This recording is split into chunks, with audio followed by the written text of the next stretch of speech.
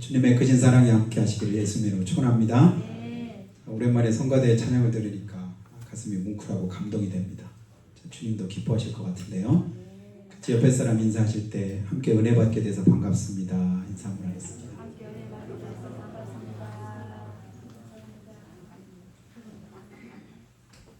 성경은 믿음의 역사고 믿음의 역사는 순종의 역사라고 믿습니다. 성경이 무슨 역사예요? 믿음으로 살아온 역사를 기록한 게 성경입니다. 근데 그 믿음은 무엇으로 이룰 수 있죠? 순종으로 이룰 수 있습니다. 아무리 많은 성경을 알고 성경 지식이 있어도 그 말씀대로 내가 순종하지 않고 살지 않으면 그 성경에 기록된 그 말씀은 나와 상관이 없습니다. 믿음 있다. 누굴 믿음 있다고 말할까요? 말씀대로 그대로 순종하면서 사는 사람 믿음 있다. 이것은 직분과도 상관이 없고 신앙 연륜과도 상관이 없습니다. 오랫동안 예수를 믿었으니까 믿음이 있다. 그럴 수도 있지만 아닐 수도 있습니다. 직분이 있으니까 그분이 믿음이 있고 직분 없으니까 믿음이 없다. 그것도 정답은 아닙니다. 그럴 가능성이 더 많이 있는 것뿐이죠. 근데 하나님의 말씀을 믿음으로 이루셨고 그 믿음은 무엇을 통해서? 순종을 통해서 완성된다. 그래서 성경 말씀이 내게 들려질 때 우리는 무엇을 힘써야 될까요? 순종하려고 힘써야 됩니다. 순종이 뭐예요? 그 말씀대로 한번 살아보려고. 성경은 내 말씀으로 살아내는 거예요. 말씀 자체로 그냥 그대로 있으면 내게 아무런 유익이 없는 겁니다. 그런데 그 말씀대로 내가 살아가면 그 말씀이 내 삶 속에서 이루어지고 나타나게 됩니다. 그럼 말씀으로 살기를 힘쓰시기 바라요. 자, 어제 코로나 확진자가 보니까 홍성에 170명, 그리고 오늘은 보니까 115명, 근데 예산은 81명 이렇게 어제까지 이렇게 문자로 이렇게 통보가 되더라고요. 이제는 많아요, 적어요? 네? 많아요, 적어요? 물어보면 좀 이상하죠. 뭔 뜻으로? 어제까지 예산에서는 81명이 확진됐답니다. 어제 홍성이 170명이다가 오늘은 115명이랍니다.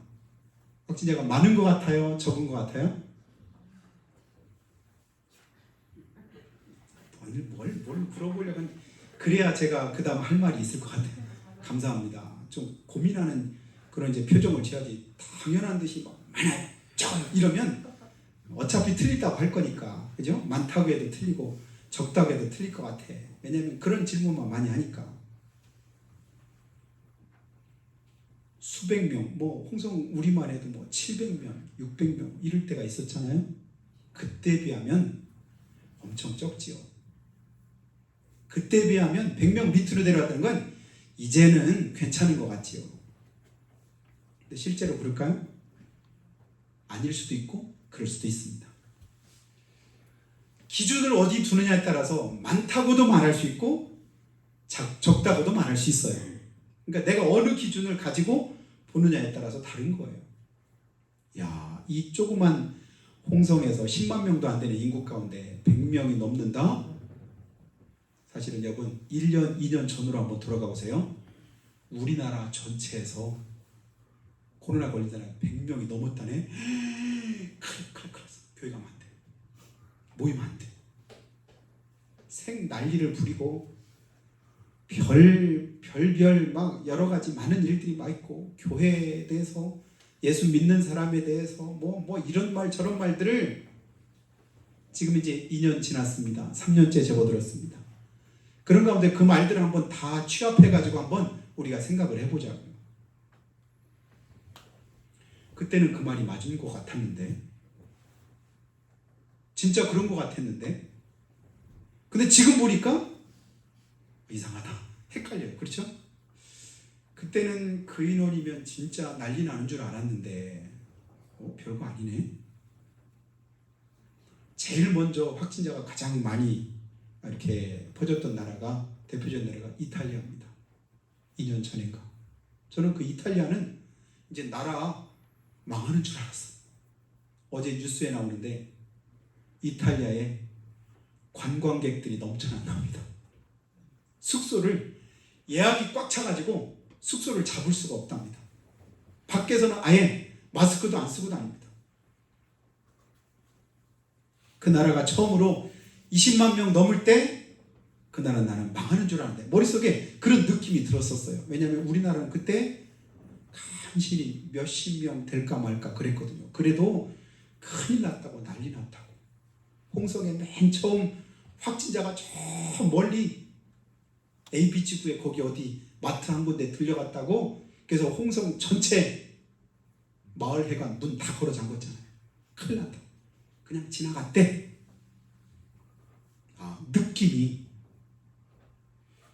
느낌을 가지고 우리가 살아가지만 느낌이 정답은 아니구나.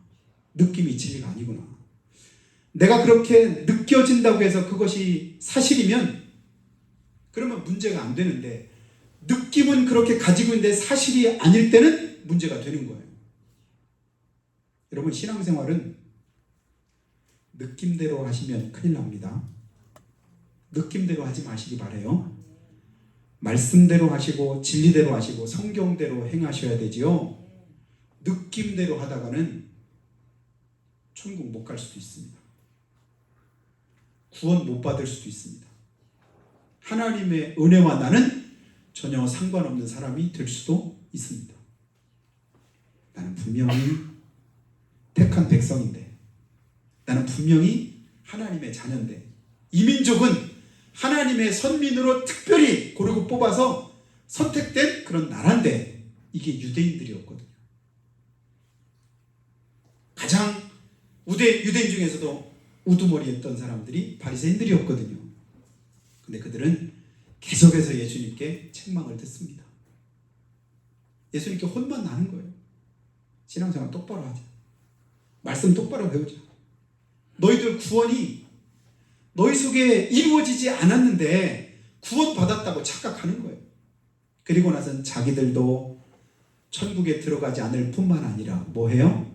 그 느낌 가지고 천국에 들어가려고 하는 사람들도 가지 못하도록 그 문을 막아버리는 거예요. 그러면 큰일 나죠. 괜찮아. 신앙생활 그렇게 광적으로 하면 안 돼. 사실은 정상적으로 신앙생활 하는 모습인데도 내 기준이 한참 수준에 미달되다 보니까 뭐한 것처럼 보이는 거예요? 광적인 것처럼 보이는 거예요.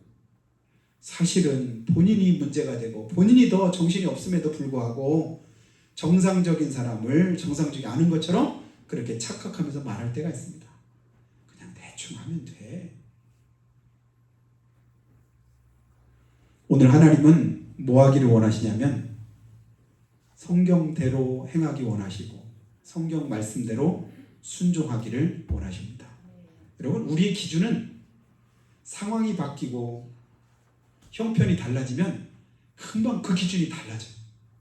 기준이 달라진다는 건 뭐냐면 그 기준에 따라서 나오는 답도 틀린 거예요. 전에는 굉장히 많다고 여기시던 것이 지금 보니까 아니 고민할 필요가 뭐가 있어요.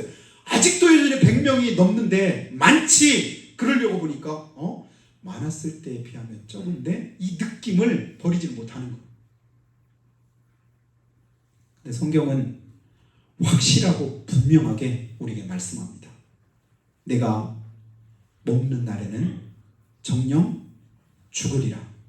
거기에는 더 이상 사족이 필요가 없습니다. 이견이 있을 수가 없습니다. 다른 말이 거기에 그냥 어떻게 덧칠해진다고 할지라도 그 말씀이 변해지진 않아요. 그냥 원수마귀는 계속해서 뭐예요? 안 죽는다. 괜찮다. 오히려 너 하나님처럼 된다. 여러 가지 말로 우리를 미혹합니다. 거기에 미혹되면 결국은 선악과도 따먹잖아요. 따먹은 결국은 무엇대로 돼요? 내 느낌대로. 선악을 알게 하는 일에 내가 하나님처럼 될 거야. 이게 내 생각이고 내 느낌이었는데 그대로 되든가요? 아니에요. 항상 결론은 무엇으로 돼요? 성경 말씀대로 되는 줄로 믿으시기 바랍니다. 말씀대로 돼요. 하나님의 뜻대로 됩니다. 내가 어떻게 느끼든 어떻게 믿든 어떻게 마음을 먹든지 간에 그것 그대로 되는 것이 아니라 하나님의 말씀대로 된다니까요. 그래서 그 말씀이 내 생각과 맞는지, 내 느낌과 맞는지, 내 삶하고 맞는지를 우리 수시로 점검을 해봐야 되는 거예요. 말씀대로 내가 살고 있나? 말씀대로 믿고 있나? 그 말씀 따라가고 있나? 그 말씀 이끄시는 대로 내가 지금 이끌려 가고 있나? 그렇지 않으면 어떨까? 여러분 복 받으시기 원하시는 분 한번 아멘 합시다. 아멘. 여러분 그런 때는 자신 있게 아멘 하셔요. 복 받기 싫으십니까? 아니죠. 받기를 원합니다. 그런데 그 복에 대해서 가장 많이 말씀하고 있는 것이 우리가 축복장이라고 말할 수 있는 신명기 28장 아니겠어요? 여러분 읽으시면서 오늘 무슨 말씀이 있겠구나 이미 감 잡으셨으리라고 생각이 됩니다. 그러면서 들으면서도 머릿속에 이미 그 말씀들이 다 자리하고 있을 거예요. 무엇으로 내 머릿속에 지금 자리하고 있을까? 복. 여러분 머릿속에 지금 오늘 말씀 읽으면서 어떤 말씀이 자리하고 있어요? 저는 맨 끝절 14절 맨 끝절 1절부터 14절까지 읽었는데요. 맨 끝절에 있는 이와 같으리라 이 말씀을 제 마음에 한번 새기고 오늘 말씀을 여러분에게 전하려고 합니다. 이와 같으리라. 여러 가지 많은 복에 대해서 말씀하셨어요. 내 손이 하는 일에 하나님이 복을 주시고 네가 가는 곳에 복을 주시고 네가 마음에 원하는 것에 소원하는 것에 들어가는 때마다 나올 때마다 하는 것마다 너와 관련된 모든 것에 아무튼 내가 다 복을 주겠다. 근데 그 복이 그냥 주어지는 복이 아닙니다. 하나님이 지금 말씀하셔요. 이렇게 복 주시고 이렇게 복 주시고 이렇게 복 주시리라. 그런데 아무렇게나 그냥 지나가는 거지한테 적선하듯이 그렇게 주어지는 복이 아니라 하나님은 오늘 말씀에서 우리에게 이렇게 말씀합니다. 1절만 한번 다시 한번 보시죠. 1절 말씀 같이 한번 읽어보겠습니다. 시작. 내가 내 하나님 여호와의 말씀을 삼가 듣고 내가 오늘 내게 명령하는 그의 모든 명령을 지켜 행하면 여기까지만 보겠습니다. 뭐 하면? 그 말씀을 듣고 그 명령을 지켜 행하면 그리고 마지막 14절 끝부분에 뭐라고요? 이와 같으리라. 아멘. 그리고 그 가운데는 뭐가 있습니까? 하나님이 약속하신 복이 다 그 안에 담겨 있는 거예요. 내 하나님 여호와의 말씀을 삼가 듣고 내게 명령하는 그 모든 명령을 지켜 행하면 이와 같으리라. 이와 같으리라. 뭐가 이 말이라? 복이 이 말이라. 이와 같으리라 할 때 제 뒷머리를 딱 때리는 다른 말이 있었습니다. 저와 같으리라. 하나님이 말씀하신 대로 이와 같아야 되는데 그런데 거꾸로일 수도 있는 거예요. 여러분 하나님의 말씀은 항상 뒤집어서도 우리가 보라고 했잖아요. 순종하면 지키면 그대로 따라 행하면 이와 같으리라. 그럼 거꾸로 불순종하면 지키지 않으면 어떻게 될까요? 이와 같지 않습니다. 이와 같은 복은 나와는 아무 상관이 없습니다. 그럼 어떻게 될까요? 저와 같으리라. 15절부터 끝절까지. 이와 같지 않고 저와 같으면 큰일 납니다. 가는 곳마다 하는 곳마다 상관된 모든 것이 다 복이라고 하셨던 것이 어느 날 보니까 뭘로 바뀐 거예요? 복이 아니라 저주로 바뀐 거예요. 은혜 가운데 내가 있는 줄 알았더니 알고 봤더니 뭐예요? 은혜와는 전혀 상관없는 삶을 내가 살고 있는 거예요. 그러면 큰일 납니다. 근데 주님은 그 기준을 뭘로 우리에게 두고 말씀하셔요? 이 모든 말씀과 명령에 두고 계십니다. 그게 뭐예요? 한마디로 말하면 성경 말씀이에요. 성경은 하나님의 말씀이잖아요. 그래서 디모데후서 3장 16절의 말씀처럼 모든 성경이 하나님의 감동으로 된 것으로 교훈과 책망과 바르게 함과 의로 교육하게 유익하다. 모든 성경이 뭘로 됐대요? 하나님의 감동으로 됐다. 그 말씀은 히브리서 4장 12절 보니까 무슨 말씀이래요? 살았고 운동력 있다.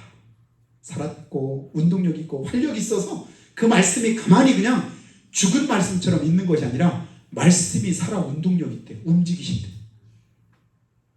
그래서 우리 혼과 영과 관절구슬을 찔러서 쪼개기까지 하신대요. 그래서 제가 여러분 이제 신유기도 할 때 건과 근과 인대 함줄과 뼈와 신경을 하나님께서 회복시키시고 고쳐주시라고 그렇게 기도하는 이유가 뭐냐면 혼과 영과 관절구슬을 찔러 쪼개는 하나님의 능력이 역사하면 거기까지도 영향을 미치기 때문에 그렇습니다. 그 말씀대로 지키고 그 말씀대로 순종하되 어떻게 해요? 삼가 그 명령대로 지키면 여러분 아무거나 지키고 아무거나 행하는 것이 아니라 삼갈 것은 삼가고 버릴 것은 버리고 자를 것은 자르고 구별할 것은 구별하는 삶이 믿음의 삶인 줄로 믿습니다. 아무렇게나 그냥 그래 바닷가에 가면 저는 이제 파도 치는 모습을 한참 그냥 물끄러미 봅니다. 거기 보면 여러 이제 쓰레기나 나뭇잎이나 이런 것들이 부유물들이 있어가지고 파도가 칠 때마다 출렁출렁 근데 그 금방 그냥 그게 무트로 오는 것도 아니라 계속해서 파도가 치면 이쪽으로 왔다가 또 물러가면 저쪽으로 갔다가 왔다 갔다 막 수십 번 어느 때는 수백 번 반복하다가 그 다음에 무트로 이렇게 오는 게 있고 또 멀리 또 떠내려가는 그런 부유물도 있는 것을 봅니다. 아직도 신앙의 갈피를 못 잡고 살아갈 때가 있는 거예요. 이게 하나님의 말씀이다. 여러분 거기에다가 생명 걸어도 전혀 여러분 아쉽지 않을 줄로 믿습니다. 이 말씀이 내가 꼭 지킬 그 말씀이다. 근데 하나님은 우리에게 뭐라고 하셔요? 마음을 다하고 뜻을 다하고 힘을 다하고 성품을 다해서 하나님을 사랑하되 하나님을 사랑하는 것을 무엇으로 증명합니까? 그 말씀대로 지켜 행하는 것으로 우리 증명할 수 있습니다. 어머니 아버지 사랑해요. 말로는 막 사랑한다 소리를 막 하루에도 몇 번씩 하고도 부모님이 하지 말라는 것만 계속 하고 하라는 것 하나도 하지 않고 그러면 그 사랑한다는 말이 그게 신뢰가 될까요? 그 입에 발린 소리가 되고 말지요. 주님을 사랑하면 반드시 그 삶 속에 뭐가 있을까요? 사랑의 모습이 있고 사랑의 행동이 있고 사랑의 어떤 이런 이제 액션이 나타나게 될 줄로 믿습니다. 주님, 내가 주님 말씀을 믿습니다. 주님 약속을 믿습니다. 주님을 내가 믿습니다. 그렇게 하면 믿는 그 삶의 모습이 내 삶 가운데 그대로 드러나야 될 줄로 믿습니다. 그래서 하나님이 내게 무슨 말씀하시든 그 말씀은 진실로 하나님의 말씀이고 살아있는 말씀이고 내게 유익한 그런 말씀이라고 믿어질 때 그대로 순종하면 하나님의 은혜를 저 여러분에게 허락하실 줄로 믿습니다. 예레미야 42장 말씀을 한번 집에 가서 한번 여러분 다시 한번 읽어보시기를 제가 여러분에게 권고합니다. 거기에 보면 요하난이라고 하는 사람을 비롯해서 여러 백성들이 자기들이 어떻게 행할지를 잘 모르겠습니다. 하나님이 어떻게 은혜를 주실지 어떤 길을 선택해야 될지를 잘 몰라서 하나님의 종 예레미야에게 기도를 부탁하는 그런 장면이 거기에 나옵니다. 하나님께 한번 우리를 위해서 하나님께 좀 기도 좀 한번 해봐 주십시오. 그래서 하나님이 주시는 말씀이 그 말씀이 우리에게 좋든지 안 좋든지 우리는 그 말씀대로 다 지켜 행하겠습니다. 이 믿음이 얼마나 훌륭한 믿음입니까? 이 자세가 진짜 믿음의 자세거든요. 하나님이 내게 말씀하실 때 그 말씀이 내게 유익하든 유익하지 않든 그것이 내게 좋게 여겨지든 좋지 않게 여겨지든지 간에 우리는 뭐 할 책임이 있냐면 순종할 책임이 있습니다. 그리고 순종하면 하나님은 우리에게 은혜를 주십니다. 이게 우리 믿음이 돼야 됩니다. 그렇게 좀 우리를 위해서 좀 기도 좀 해주세요. 그랬더니 예레미야가 하나님께 묻습니다. 그래서 그리고 받은 응답을 가지고 그들에게 전했더니 원하는 답이 아닌 거예요. 이렇게 하라고 하면 하나님이 좋으실 텐데 하나님이 이렇게 하라고 정반대로 말씀하시네. 근데 미리 뭐라고 했어요? 그 말씀이 내게 좋든지 아니 좋든지 우리는 듣고 순종하겠습니다. 그렇게 했더라면 참 좋았을 텐데 말은 그렇게 해놓고 결국은 하나님의 말씀에 불순종합니다. 그 삶이 복될 수가 없는 것이죠. 여러분 사랑으로 권고합니다. 여러분 축복하면서 말씀합니다. 하나님의 말씀이 내게 무슨 말씀이 들려지든 여러분 그 말씀대로 순종하기를 힘쓰시기를 예수님으로 축원합니다. 목사님이니까 그렇지, 장로님이니까 그렇지, 권사님이니까 그래도 그렇지, 아니에요. 우리 기준이 거기에 있으면 안 됩니다. 하나님 말씀이니까 듣는 거예요. 하나님 말씀이니까 순종하는 거예요. 목사님이니까 누구니까, 그러니까 나는 뭐 아직 이제 예수 믿은 지 얼마 안 됐고 평신도니까, 나는 바쁘고 힘드니까, 내 여건은 아직도 요만큼밖에 안 되니까, 그건 다 핑계고 변명입니다. 그대로 행하면 내 믿음은 항상 그 수준밖에 안 돼요. 내가 처한 환경이 어떻든지, 내 상황이 어떻든지 그것과 상관없이 하나님의 말씀대로 그대로, 다른 사람 어떻게 하든지 어쩌든지 나는 내 믿음 지키겠다. 세상 풍조가 어떻든 사람들이 뭐라고 하든 그것과 상관없이 나는 주님 말씀대로 그대로 행하겠다. 그에게 하나님께서 은혜를 주시는 겁니다. 그를 통해서 하나님의 역사를 하나님 일으키시는 것을 우리는 보게 됩니다. 그래서 주님은 다시 한번 1절에서 이렇게 말씀합니다. 내가 내 하나님 여호와의 말씀을 삼가 듣고 내가 오늘날 내게 명령하는 그 모든 명령을 지켜 행하면 이와 같으리라. 어떨까요? 그 모든 복은 2절부터가 아니에요. 1절부터 14절까지 나오는 그 모든 복이 저를 비롯해서 여러분 모두에게 임하기를 주님의 축복합니다. 여러분 그게 그 이상 어떤 복이 우리에게는 더 이상 필요치 않을 만큼 충분한 복을 주님께서 그래서 약속하고 계십니다. 나에게 속해 있는 것, 내가 손대는 것, 내가 바라는 것, 나와 관련된 그 모든 것들이 다 복이 되는 그런 역사, 그것은 하나님이 우리에게 약속하신 그런 복입니다. 순종하면 이와 같으리라. 그 약속을 온전하게 믿었던 대표적인 사람 가운데 하나가 요셉이었던 것을 여러분 기억하지 않습니까? 요셉 어떤 사람이에요? 하나님의 약속하신 그 말씀 그대로 부여잡고 노예로 팔려가면서도 어느 곳으로 가면서도 하나님 앞에서 그가 끝까지 그의 믿음을 버리지 않습니다. 끝까지 그 믿음을 지키는 거예요. 그랬더니 창세기 39장 5절에 뭐라고 말씀을 하냐면 그가 보디발이라고 하는 애굽의 그런 이제 높은 사람 집에 들어갔는데 여호와께서 요셉과 함께 하심으로 그가 형통한 자가 되었다. 창세기 39장 2절에 그렇게 기록을 하면서요. 그 다음 이어서 이렇게 말합니다. 그의 주인이 여호와께서 그와 함께 하심을 보고 또 여호와께서 그의 범사에 형통케 하심을 보았더라.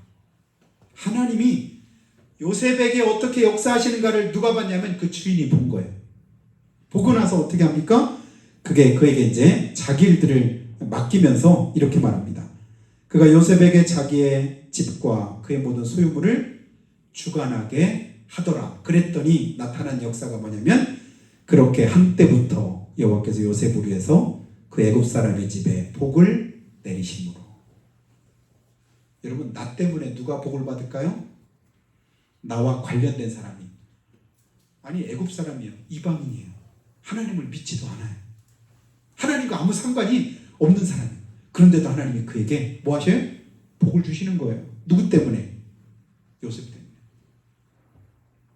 내가 믿음 생활 똑바로 하면, 내가 하나님의 사랑받는 자가 되면, 내가 하나님의 은혜 가운데 거하면 내 가족뿐만 아니라 하나님과는 전혀 상관없는 그에게도 하나님께서 은혜를 주십니다. 누구 때문일까요? 나 때문에.